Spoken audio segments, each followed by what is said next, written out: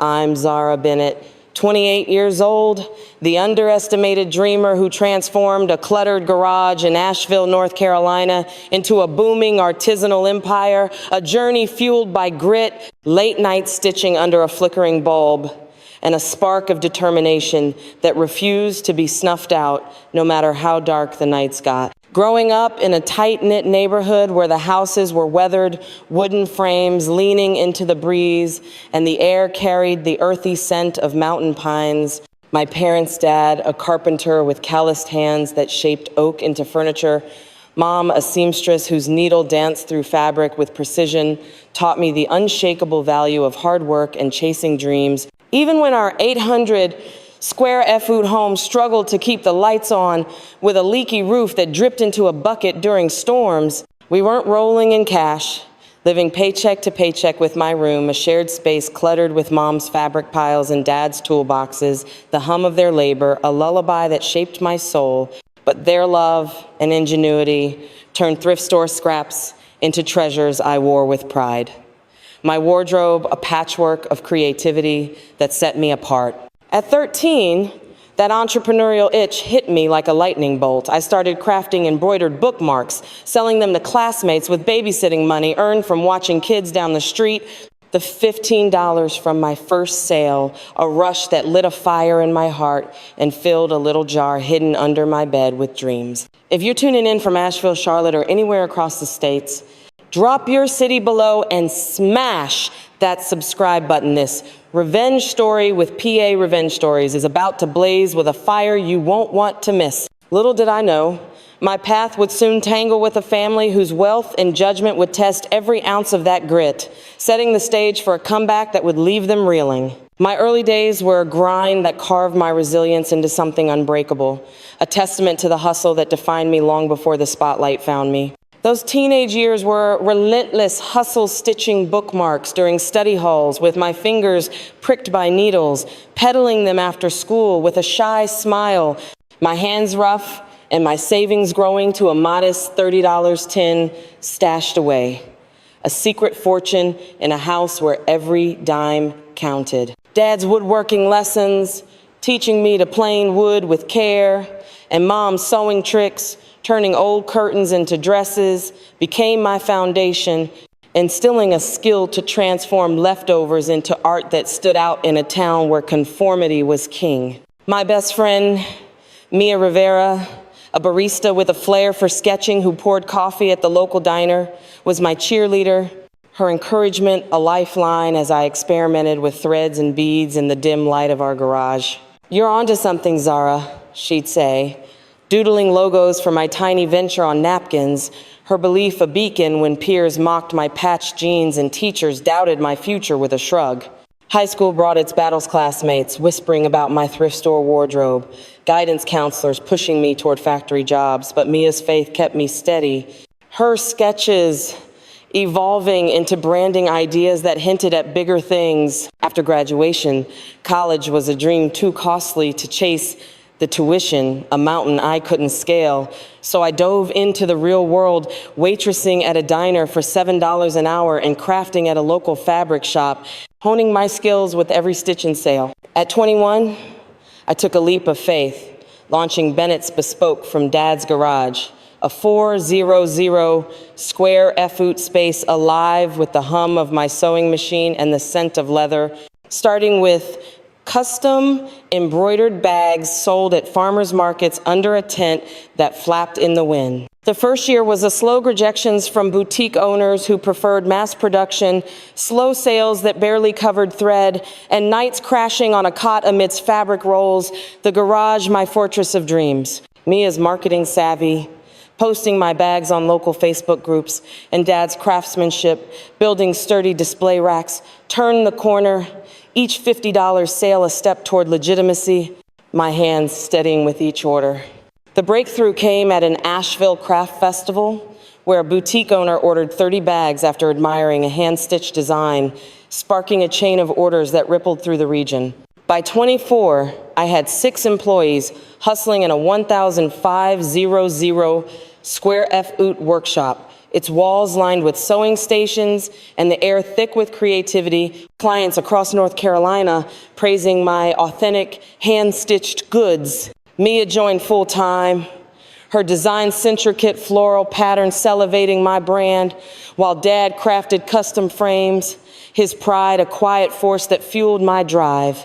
Then, at a regional artisan fair in Charlotte, I met Caleb Hayes, a 31-year-old landscape architect with a warm grin and a keen eye for detail.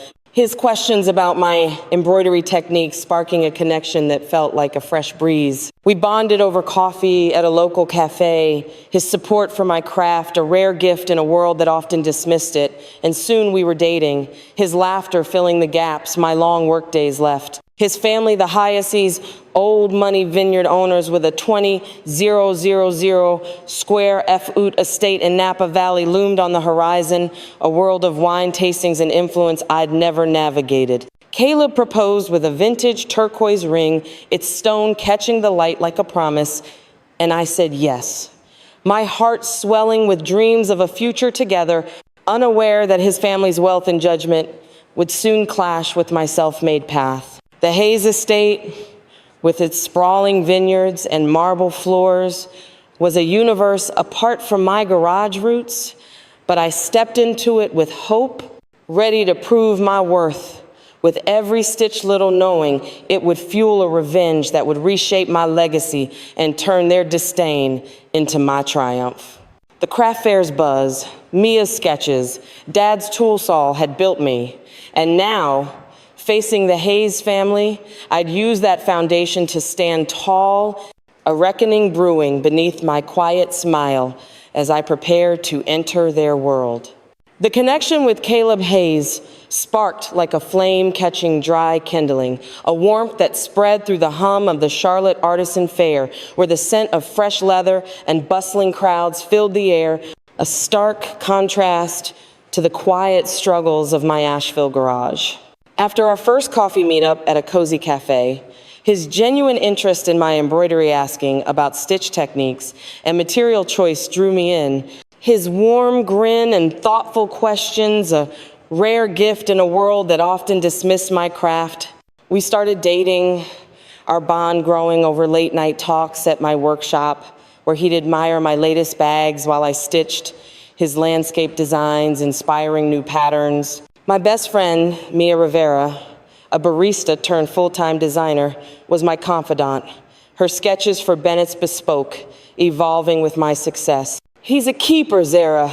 Support your grind," she'd say, her voice a lifeline over coffee, warning me about in-law drama from her own family tales. When Caleb proposed with a vintage turquoise ring, its stone a promise of forever, I said yes.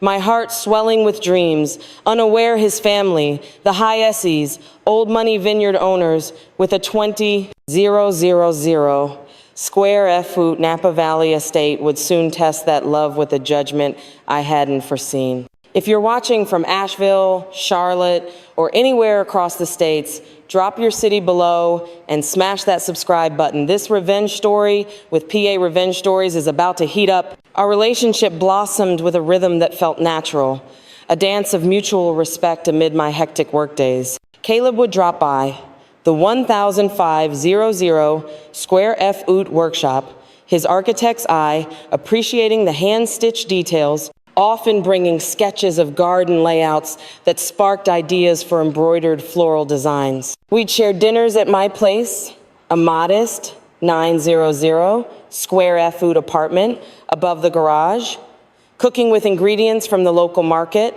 our laughter filling the space where my parents' lessons echoed. Mia joined us sometimes, her marketing genius boosting my brand, her support a shield as I navigated Caleb's world. "Watch his family, they'll size you up," she warned, her own experience with her mother, in-laws' snubs fresh in her mind. The Hayes family loomed large, their wealth a shadow cast by Napa's vineyards, and when Caleb first mentioned them, his father, Victor Hayes, a stern vineyard magnate, and his mother, Clara Hayes, a socialite with a taste for Galashi's tone, was cautious. Dad's traditional, Mom's particular, But they'll warm up, he'd say with a shrug, a subtle hint I brushed off, trusting his love. The first meeting with the Hyeses was a trial by fire, a clash of worlds that left me reeling. Caleb drove us to their estate, a 20,000 square foot marvel with marble floors and a chandelier that could light a small town, its vineyard stretching like a green sea. I wore my best outfitted tailored dress from a thrift find, embroidered with my own hand shopping to bridge the gap. Victor greeted us with a firm handshake, his gray hair and broad shoulders exuding authority. Welcome, Zara. Caleb speaks highly of your work, his tone gruff but fair. Clara, however, emerged with a smile that didn't reach her eyes, her designer gown a stark contrast to my handmade effort. So, you're the craft girl Caleb's smitten with, she said, her voice smooth but edged, her gaze sweeping me from head to toe. What do your parents do? I straightened, proud. My dad's a carpenter. My mom's a seamstress, both taught me my trade. Clara's smile tightened. Charming. No family business then. No inheritance. No, I replied. I built Bennett's Bespoke from scratch. Her eyebrow arched. Admirable, but crafts are a hobby. Dare not a legacy. The dinner unfolded like a battlefield, the 50-foot dining table set with crystal and silver, a maze of utensils I navigated with Mia's etiquette tips in mind. Clara probed, where did you study? Self-taught, mostly online courses and hands-on, I said, holding my head high. Not college? She pressed, her tone dripping with disdain. The Hyeses have attended Stanford for generations. Victor interjected, skill matters more than degrees, your work's impressive. But Clara cut in, you're holding the wrong fork for the salad, though I wasn't, forcing a switch that flushed my cheeks. The meal became a gauntlet me posture critiqued. My voice deemed too casual. My compliment on their vineyard dismissed as grateful, not insightful. When I mentioned Bennett's Bespoke's growth 6 employees, 1,500 square foot workshop, Clara waved it off, cute but unstable. The tension peaked when she leaned in, wine glass in hand. Let's be honest, Zara, the Hayes name requires a partner of stature. Are you suitable? Before I could respond, she flung the wine, the red splash hitting my face and dress, a gasp escaping me. That's to cleanse a commoner, she said calmly. Pay $150. Oh, zero to the Hayes, trust to marry my son. Caleb chuckled.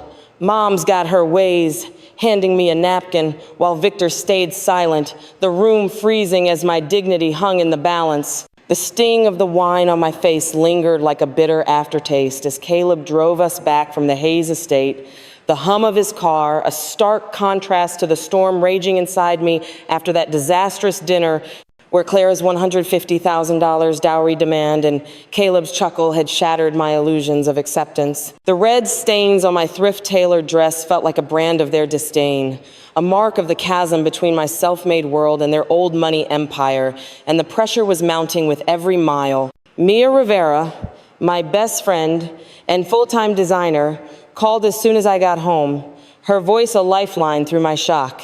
That's beyond cruel, Zerawat, did Caleb say. I sighed. He laughed, Mia, called it a family thing. Her gasp fueled my resolve. He's blind if he thinks that's okay. Don't let them crush you. The Hayes family vineyard tycoons with a 20,000 square foot Napa Valley estate and connections to wine elites loomed larger, their wealth a shadow I couldn't ignore, and that first clash had ignited a tension that would test my craft and my love. If you're watching from Asheville, Charlotte, or anywhere across the states, drop your city below and smash that subscribe button. This revenge story with PA Revenge Stories is heating up. My journey with Bennett's Bespoke took off despite the family storm, a testament to the hustle Dad and Mom had instilled in me, with Caleb's support a rare light amid the growing darkness. After that craft festival breakthrough, orders poured in, and by 24, I had 6 employees bustling in our 1,500 square foot workshop, its walls lined with sewing stations and the air thick with creativity, my hand-stitched bags earning praise across North Carolina. Mia's floral designs elevated my brand, her marketing posts on Instagram driving sales, while Dad crafted custom display racks, his pride a quiet force. Caleb visited often, his architect's eye appreciating the details, bringing sketches of garden layouts that inspired new embroidery patterns. Our dates, a blend of work and love at my 900 square foot apartment above the garage. He supported my grind, celebrating each milestone or first $10,000 month, a new client with a grin, his belief in me a shield against doubt. But the Hayes family's shadow crept in. Caleb mentioned them cautiously, Victor as traditional, Clara as set in her ways, his shrugs a subtle warning. They'll warm up, he'd say, but the wine incident proved otherwise, and I braced for more. The pressure escalated as Clara's disapproval fueled family tension. After the dinner, Caleb apologized. Mom's just protective, she'll come around. But his laughter haunted me, a crack in his support. Victor called, his gruff voice offering a lukewarm, "Your work's solid." Sarah gave her time, but it felt hollow. Clara's next move was a summons to their estate, where she demanded the dowry within 30 days. Her tone as if it were a business transaction, not a personal assault. "Your craft's a fling pay to prove your worth," she said over the phone, her words a slap. Caleb echoed her. "It's tradition. Zara, just pay it." His tone softening but insistent, his loyalty wavering. Mia visited her sketches for a new line, a distraction. "They're using your success to control you," she warned, her eyes sharp. "Caleb's complicit if he won't fight." Her words lingered as I faced a new threat. Clara scheduled a meeting at Bennett's Bespoke, arriving with their vineyard manager and a lawyer, pushing custom orders worth $50,000 in unpaid work. "You can manage, given your engagement," she smiled coldly, a veiled threat. I protested, but she brushed it off. Caleb expects his fiancée to step up. The stakes rose with Clara's tactics. She called daily, critiquing my staff, hinting at blacklisting my brand with Napa retailers, her influence spreading rumors that hurt sales. Caleb's text grew urgent, mom's impatient, pay the dowry, his silence on her actions, a knife in my trust. Mia's cousin, Leo, a lawyer, dug into the hiatus, revealing a pattern. Dowries demanded, in-laws, controlled jobs, quit, lives dictated. Caleb's ex, Sophie, confirmed it, her voice shaky. "I paid $120,000, then they forced me to sell my bakery." Caleb always sided with Clara. The betrayal stung. Caleb's love felt conditional, his support a facade. A tense vineyard gala loomed, Clara summoning me to decide, her power play intensifying as Bennett's Bespoke's reputation teetered. Mia's warning, "They'll bury you if you bend," echoed as I prepared to face them, my heart steeling for a reckoning that would redefine my dignity and craft. The hum of my 1,500 square foot workshop in Asheville faded into a distant murmur as I sat at my cluttered desk, the sting of Clara Hayes' $150. Oh, zero dowry demand, and Caleb's complicit chuckle looping in my mind like a broken record, the air thick with the scent of leather and unresolved tension. The vineyard gala invitation from Clara, a summons dripping with expectation, loomed like a storm cloud. Her threat to blacklist Bennett's Bespoke with Napa retailers rattling my business's stability. Mia Rivera, my best friend and full-time designer, perched on a stool beside me, her latest sketches for a new line forgotten as she listened to my tale of the Hayes family's escalating control. "That's predatory, Zarathair. Exploiting your success," she said, her voice sharp with anger. "Caleb's in too deep if he won't see it." Her words ignited a spark, and I nodded, my resolve hardening like the oak Dad once shaped. The Hiaces Vineyard tycoons with a 20,000 square foot Napa estate and influence over wine elite had underestimated me, thinking my craft roots made me weak. but I'd turn their arrogance into my weapon. If you're watching from Asheville, Charlotte, or anywhere across the states, drop your city below and smash that subscribe button. This revenge story with PA Revenge Stories is about to flare up. The truth unraveled like a tangled thread, each pull revealing a pattern I couldn't ignore, a web of control the Hayes family had spun for years. Mia's cousin, Leo, a lawyer with a keen eye for family disputes, became my ally, his voice steady over the phone. I've seen this before, old money. Families like the Hayeses use dowries to dominate. Let's dig. He connected me with Sophie, Caleb's ex-fiancée, whose trembling voice painted a grim picture. I paid $120,000. Then they forced me to sell my bakery. Caleb always backed Clara. When I fought, they ruined my reputation in Napa. My stomach churned. Caleb's love was a mirage, his silence a pact with his mother. Mia rallied our workshop team, including our seamstress, Lila, whose quiet diligence uncovered leads.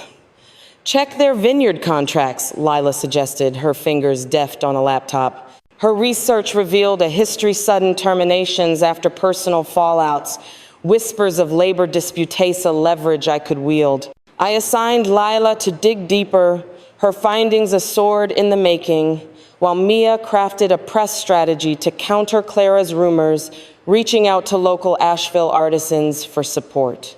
The plan took shape with a fierce urgency, a counterstrike forged in the late nights of my workshop, its wooden floors creaking under the weight of my determination. Leo advised, "You've got grounds to break tease the contract loopholes and expose their tactics if needed." I met with our accountant, Sam, his projections a mix of risk and hope. Losing the Hayes account 15% of revenue will sting, but with new clients, we can recover in 3 months if we pause the Charlotte expansion. The team, led by our manager, Jake, rallied behind me. "We're with you, Zarier. Kraft built this, not their money," Jake said, his support a rock. I contacted rival vineyards, Green Valley and Stone Ridge, their interest a lifeline as they admired my ethical stance, securing tentative deals. Sam's team pushed outreach while I rehearsed my confrontation with Clara, practicing power poses in front of a workshop mirror to mask my nerves, the hum of sewing machines, a steady beat. The tension spiked with a new threat. Caleb's texts grew insistent. Mom's waiting, pay the dowry, his loyalty to Clara, a dagger in my trust. Then, a call from an unknown number, Victor's assistant, leaking emails. "Push her with the vineyard deal," Clara wrote, Caleb replying, "I'll convince her." The betrayal cut deep, but it clarified my path. I met Mia and Lila at a diner, their encouragement stealing me. "They think you're soft-shocked them," Mia said. Lila added, "We've got dirt to's it." The Hayes estate loomed in my thoughts, their power a shadow, but I had my team, my craft, and a secret edge, the truth. The workshop's rustic charm reflected my resolve as I prepared to sever ties, my crafted comeback about to unravel their world, a victory born from the ashes of their scorn.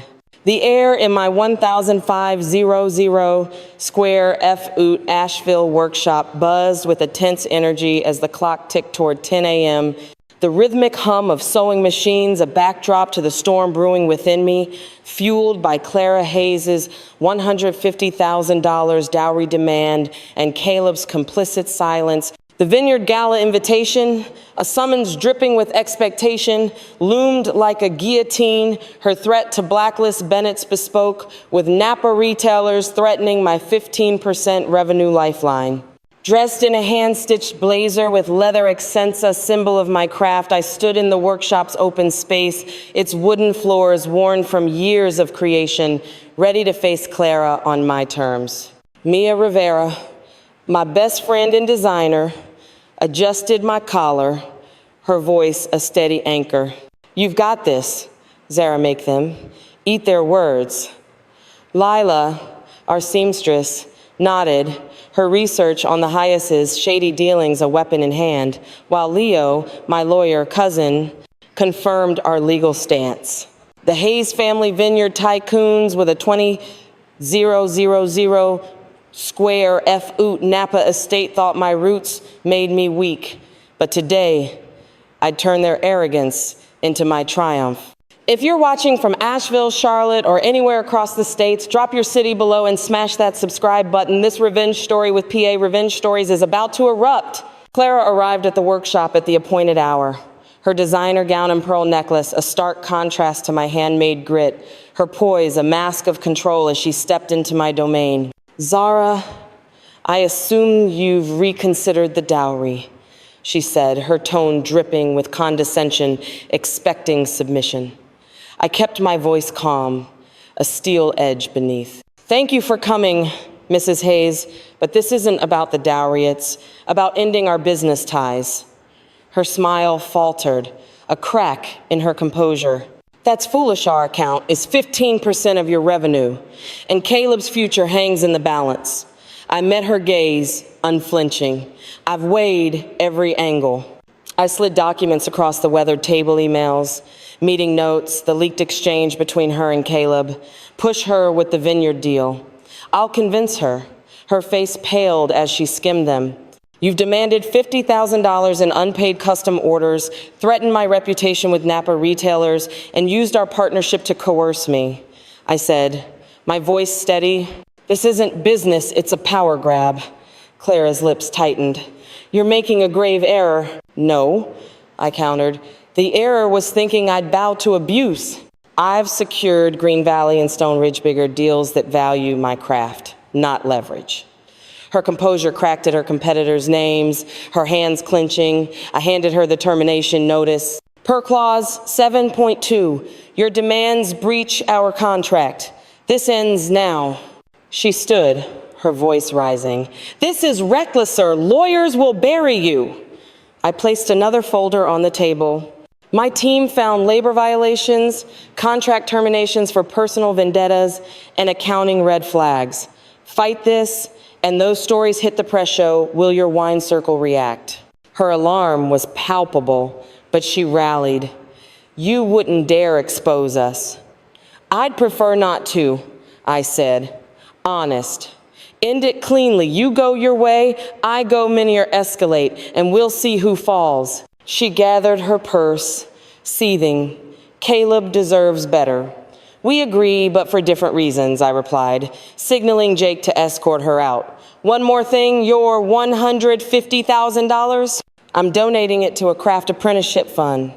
Thought you should know. As she left, flanked by Jake, I sank into my chair, adrenaline fading into victory.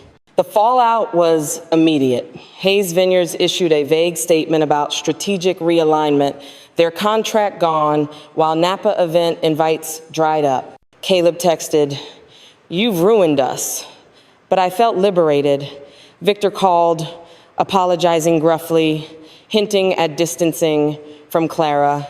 Weeks later, he moved out, ripples spreading Sophie. Caleb's cousin launched her own vineyard, defying Clara. My stand earned a Southern Artisan Journal feature, boosting Bennett's bespoke orders.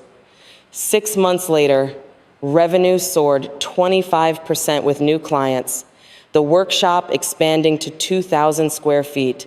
At a craft fair, Caleb's plea, I've changed, fell flat. I'd escaped a life of control.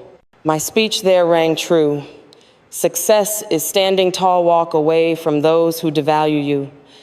Drop a rise if you've faced family scorn, and subscribe to PA Revenge Stories for more epic turnarounds. The creak of the workshop door closing behind Clara Hayes echoed through the 1,500 square F Oot space in Asheville, a final chord in the symphony of my victory that left the air thick with the scent of leather and newfound freedom. As I stood amidst the sewing stations, the hand-stitched blazer still warm against my skin, the weight of her $150, zero dowry demand, and Caleb's betrayal lifted like a fog rolling off the North Carolina mountains, replaced by a quiet pride in the stand I'd taken. The Hayes family vineyard tycoons with their 20,000 square F Oot Napa Valley estate had crumbled under the pressure of my resolve. their attempt to control me backfiring into a triumph that reshaped my life and legacy. Mia Rivera, my best friend and designer, rushed in with a triumphant hug. "You slayed them, Zara." While Lila, our seamstress, nodded, her research validated. If you're watching from Asheville, Charlotte, or anywhere across the states, drop a rise below and hit subscribe. This tale of revenge and renewal is a perfect fit for PA revenge stories. The Hyacinths had sparked a fire, but I'd turned it into a beacon of strength. The fallout was swift yet manageable, a ripple effect that reshaped my world. Hayes Vineyards issued a terse statement about strategic realignment, their 15% revenue contract severed, while invitations to Napa wine events evaporated like morning dew. Caleb's text, "You've ruined our family," stung, but it was a price for my liberation. Unexpectedly, Victor Hayes called, his gruff voice laced with regret, apologizing for enabling Clara. "I let her run wild, sorry, Zara," he said, hinting at moving out of the estate. Weeks later, industry gossip confirmed if Victor had taken a leave, his departure sparking change. Sophie, Caleb's cousin, launched her own vineyard, breaking from Clara's grip, while other Hayes in-laws renegotiated their roles, demanding respect. My stand resonated, earning a Southern Artisan Journal feature on my ethical craft, boosting Bennett's bespoke orders by 30%. 6 months later, revenue soared 25%.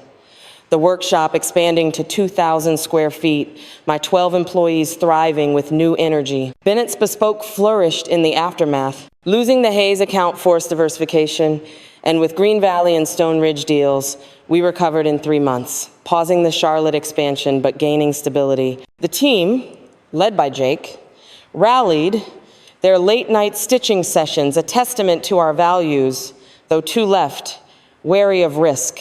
My personal life evolved Caleb's reconciliation attempts.